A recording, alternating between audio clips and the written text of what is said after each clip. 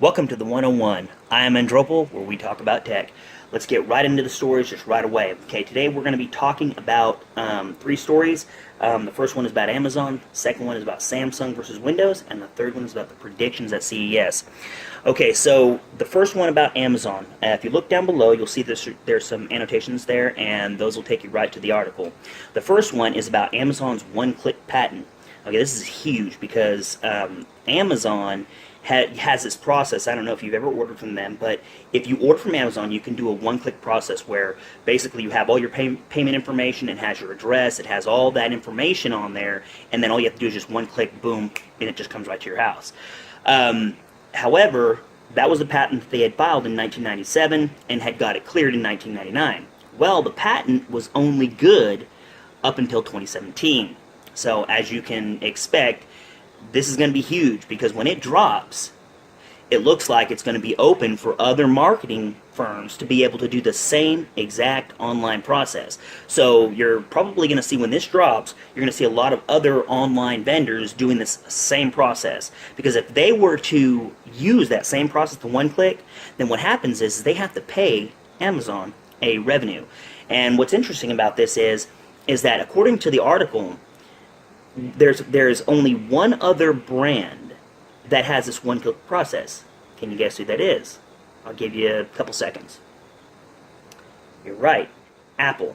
They have a one-click process. Now, interestingly enough, there's an undisclosed amount of money that Apple has been paying to Amazon to use this one-click process. So we don't know how much that is, but I'm sure it's pretty big because according to some articles, according to this particular writer, that they were able to check on the one-click businesses, it's as much as $2.4 billion to Amazon. That's huge, people. I mean, $2.4 billion? That's amazing. It blows my mind with the amount of zeros that's involved in it. Just check it up there. I'm telling you, it's crazy, it's wild, but that's the facts. The interesting thing that is, though, that if that does drop, and Amazon is no longer able to control that patent, I'm not saying that they'll lose the ability to do so. However, people will not have to pay revenue to Amazon in order to use the very same process. So this will be great for other companies, other ones that are maybe starting up, other online stores that just would benefit from this very same process. So it's very exciting to see that it'll expire, and so other people can get right into the business and not have to pay Amazon. Which I know you Android folks are going to be like, wow, this is not good. Amazon, they won't get no money from Apple. Yeah, true. But then again, the same process is true for Samsung. If Samsung comes out with something, which I'm almost sure they're going to probably come out with something very similar, and it's really not even Samsung, this is going to be Android. Okay, so it'd be Android being able to apply the same process to their Android operating system, and then, of course, Samsung will put their skin on top of it and make it their own. However, it would still work very similar. I'm sure you've heard of Samsung Pay and all that. Well, it'd be very similar. However, it would all your stored information, you wouldn't have to worry about that. You wouldn't have to store it twice. You wouldn't have to do it 3 times. And they have found, according to these articles, is that people want a one-click process. For myself, that would be great. I would love it. So this is great for Samsung. This is great for Google. This is great for Apple. This is great for everybody. The second article, and this one was also talked to about, this was talked on Griddles TV, so if you have not visited his site, it's in the annotations below as well. You can just go right on over to his site, listen to his article or his video, because his videos are amazing. He's a tremendous YouTuber, one of the guys I've followed for a long time now, and I trust all the sources that he has been getting this information from, and he is a stand-up guy. So, Griggles, you're a great guy. But here's the issue. Now, he was talking about Samsung and the possibility of the Galaxy S8 having a desktop experience. Now, that's great for Samsung, and I think this would be a wise move for them. I think this would put them into the technology front. However, there is a problem. This becomes a battle between... So as I was saying, the thing we need to look at here is this is a battle between the Windows environment which is dominated predominantly by Microsoft, and now Samsung is getting into that genre, which this could be good. I mean, there are a lot of good things about it. There are also a lot of bad things about it, because if this is Samsung's kind of big power play, they're going after another one of the big players. This is Microsoft's environment. This is where they dominate, and this is where their powerhouse is, their control. Even Apple is nowhere even close to the predominance of Microsoft PCs currently on the market. And that doesn't mean that the console is a Microsoft product. It just means that it's running Windows, typically Windows 10. So the thing that we need to watch out for is that we don't want to have a battle between the two, because that can only hurt Samsung. Of course, this may turn out to be a good thing for Samsung, because if Samsung is looking to grow their potential market people, which would be us, we are the ones that market Samsung if we buy them, and if they are going to get into that genre, this could be great. This could be a huge advent for them. But again, it could also backfire on them. It just depends on how far they go with this. So again, let's look at it and just kind of step back and go, okay, let's just see how they roll this out. Let's see if it's really a battle. What I'm hoping for is that Windows kind of embraces the Samsung people, and remember, this is not Android. This is Samsung, okay? So that's entirely different than the Android operating system, okay? Let's not confuse the two, because Google runs their Android system, okay? That's the way that the flow works there.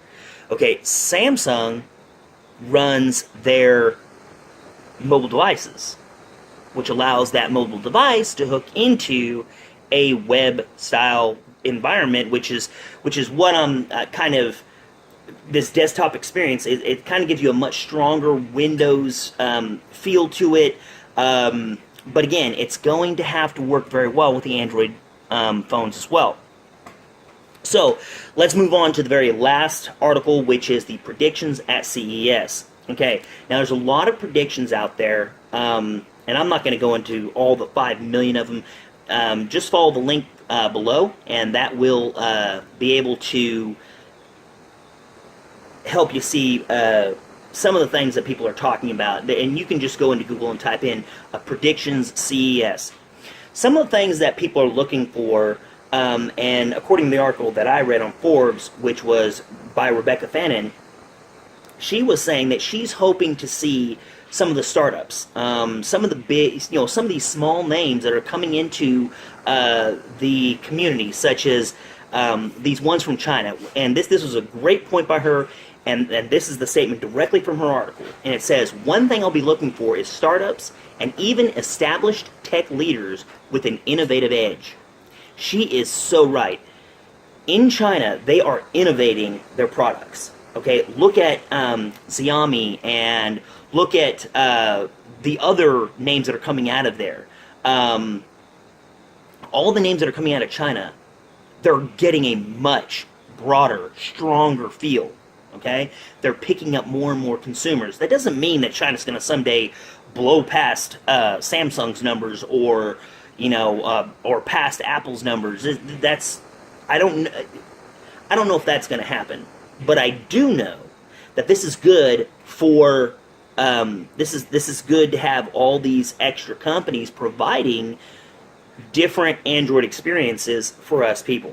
Okay, we the consumers are the ones that benefit from them making this strong push, okay, towards bringing stuff to the market. And so they have some really good stuff out there. I would advise you to look into this. There's names like Alibaba, ZTE, LaEco. They're all going to have booths at CES, or that's the presume that they'll all have one. Now she says that they are. I don't know. I don't have an actual market list. Definitely go to Greggles TV, because he's going to be at CES.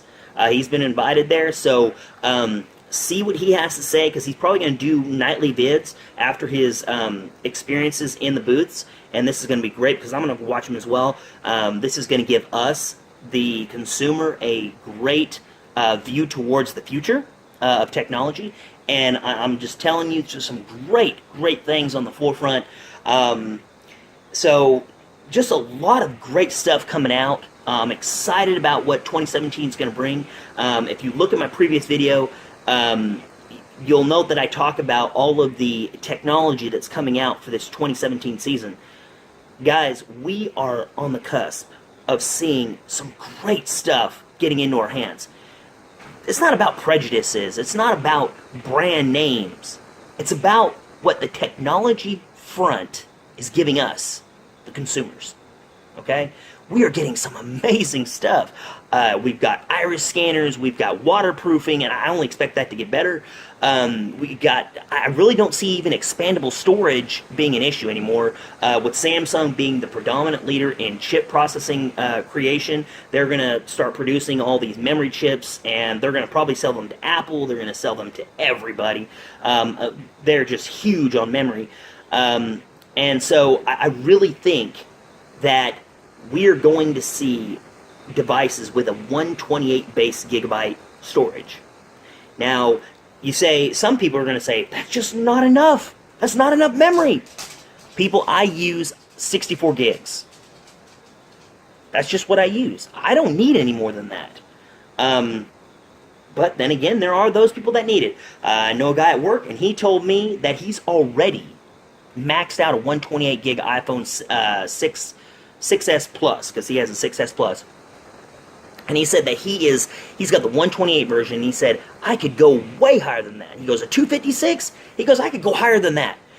Now, grant you, he's got thousands and thousands and thousands of songs. Just what he likes to do. My point is, we are moving right now in the technology area where memory is not going to be an issue.